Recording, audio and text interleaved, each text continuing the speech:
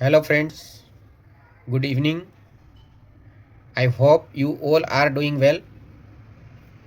My name is Jodhu Gohil, and today is my fourth presentation.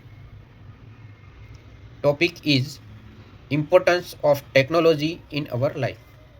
So let's get started.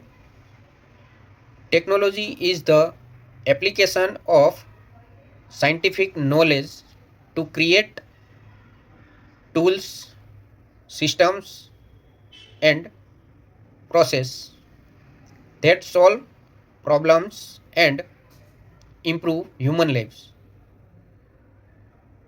It plays a vital role in our daily lives and work by making tasks faster, easier, and more efficient.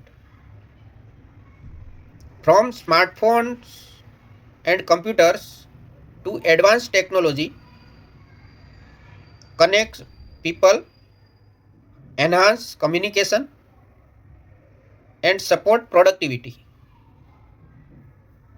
In my life, I use technology for communication, data analysis, and